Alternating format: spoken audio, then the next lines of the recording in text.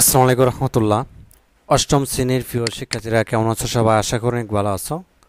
অষ্টম শ্রেণীর ষান্মাসিক মূল্যায়ন 2024 বিষয় বাংলা। তোমাদের বাংলা বিষয়ে যে ষান্মাসিক পরীক্ষাটি সেটি অনুষ্ঠিত হবে 15/7/2024 তারিখে। মূল্যায়ন প্রশ্ন উত্তর পর্ব 3, ঠিক আছে? তো এর আগে আরও দুটি ভিডিও দেওয়া হয়েছে, তোমাদের অবশ্যই সেই দুটি ভিডিও অবশ্যই দেখবা।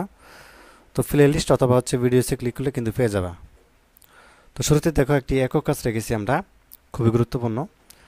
যে প্রায়োগিক লেখার উদ্দেশ্য ও প্রায়োগিক লেখার ধরন নিয়ে একটি ছক তৈরি করো, এরকম একটা প্রশ্ন কিন্তু তোমাকে করা হতে পারে।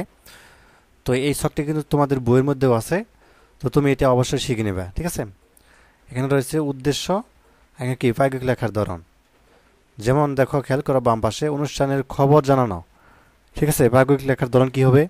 যেমন নোটিশ বোর্ড বা দাওয়াত কার্ড, ঠিক আছে? এগুলোর মাধ্যমে কি হয়? অনুষ্ঠানের খবর জানানো হয়। আশা করি বিষয়টি বুঝতে পারছো। তো তারপর দেখো, প্রচার প্রচারণা করা। প্রচার প্রচারণার জন্য এটা হলো উদ্দেশ্য, তাই না? কিন্তু প্রায়োগিক লেখার ধরন মানে কোথায় হচ্ছে প্রায়োগিক লেখাটা লিখতে হবে? পোস্টার বা ব্যানারের মাধ্যমে, ঠিক আছে? আর সচেতনতা বাড়ানো, এটা বিলবোর্ড, ঠিক আছে? ওই যে রাস্তার পাশে বড় বড় বিলবোর্ড যে দেখতে পাচ্ছ, এগুলোর মধ্যে হচ্ছে সচেতনতা বাড়ানোর জন্য বিলবোর্ড ব্যবহার করা হয়, ঠিক আছে? বিলবোর্ডে আসলে বিভিন্ন ধরনের পণ্যের বিজ্ঞাপনও দেওয়া হয়, মানে উভয় কাজে ব্যবহৃত হয় আর কি। আর পণ্যের বিবরণ তুলে ধরা হয় সাইনবোর্ড, একটু আগে যেটা বলতেছিলাম, সাইনবোর্ড বিলবোর্ড, এগুলোর মধ্যে কি হয়? পণ্যের বিবরণ তুলে ধরা হয় বা সচেতনতা বাড়ানো হয়। আর পারস্পরিক যোগাযোগ করা, এটা হচ্ছে চিঠিপত্র বা ইমেল, ঠিক আছে? পারস্পরিক যোগাযোগ মানে হচ্ছে উভয় পক্ষে আর কি যোগাযোগ। এটার মাধ্যমে কি হয়? চিঠিপত্র বা ইমেল, প্রায়োগিক লেখার ধরন, ঠিক আছে, বা উদ্দেশ্য। তো যাক, এইভাবে হচ্ছে তোমাকে ছকটা পূরণ করতে হবে। তো এটি একক কাজ।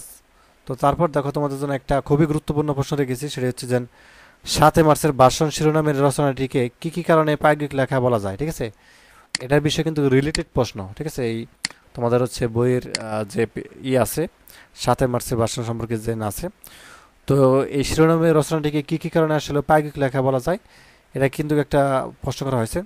তো তুমি লিখবা যে 1971 সালের 7 মার্চের জাতির জনক বঙ্গবন্ধু শেখ মুজিবুর রহমান ঐতিহাসিক রেসকোর্স ময়দান বর্তমান সোহরাওয়ার্দী উদ্যানে বাঙালি জাতির মুক্তির জন্য যে ভাষণ প্রদান করেন, সেই ভাষণটি 7 মার্চের ভাষণ নামে পরিচিত। এই ভাষণটি বাস্তব জীবনের সাথে সম্পর্কিত। এখানে স্থান কাল পাত্র বিবেচনা রাখা হয়েছে। এছাড়াও 7 মার্চের ভাষণে স্মৃতিচারণ করা হয়েছে। উপযুক্ত কারণে 7 মার্চের ভাষণ শিরোনামে রচনাটিকে প্রায়োগিক লেখা বলা যায়, ঠিক আছে? তো আশা করি বুঝতে পারছো বিষয়টি। আর ভাষণ জিনিসটা কি সেটা একটু দেখি। যে ভাষণ এক ধরনের বক্তৃতা। তো কোনো তথ্য জানানোর জন্য, কোনো বিষয় উপস্থাপনের জন্য কিংবা জনমত গঠনের জন্য ভাষণ দেওয়া হয়ে থাকে। তো ভাষণ লিখিত হতে পারে, আবার মুখে বলা বা পাঠ করার পরেও কিন্তু ভাষণ নামে চিহ্নিত করা যায়, ঠিক আছে? তো আসলে ভাষণ দুই ধরনের হয়, লিখিতও হয় আবার হচ্ছে অলিখিতও হয়, ঠিক আছে? আবার পাঠ করে অনেকে হচ্ছে ভাষণ প্রদান করে আর কি। তো যিনি ভাষণ দেন তাকে বলা হয়, তাকে বলে কি বরণ। যারা ভাষণ শোনেন তারা হলেন কি শ্রোতা। তো ভাষণ দেওয়ার সময়ে বক্তাগণ সাধারণত শ্রোতাকে সম্বোধন করে থাকেন। ভাষণ এক ধরনের কি প্রায়োগিক রচনা। তাহলে ভাষণ জিনিসটা আমরা কি বললাম? এক ধরনের কি প্রায়োগিক রচনা। তো সর্বশেষ তোমাদের জন্য একটা গুরুত্বপূর্ণ প্রশ্ন রেখেছি, সেটা হচ্ছে রবীন্দ্রনাথ সম্পর্কে। তো রবীন্দ্রনাথ রচনায় বেশ কিছু বিষয়ে বিবরণ আছে, এর মধ্যে থেকে যে কোনো দুটি বিষয়ে বিবরণ সংক্ষেপে তোমার নিজের ভাষায় লেখো, ঠিক আছে? তো তোমরা কিন্তু রবীন্দ্রনাথ রচনা পড়েছো। তো এই রচনাটির মধ্যে আসলে যে বিবরণ আছে, এর মধ্যে থেকে দুটি বিষয় আসলে বিবরণ আমাদেরকে বেছে নিয়ে নিজের ভাষায় লিখতে বলা হয়েছে। তো রবীন্দ্রনাথ রচনায় বেশ কিছু বিবরণ আছে, এর মধ্যে দুটি বিষয় বিবরণ লিখবো। সে দুটি বিষয় হলো কি?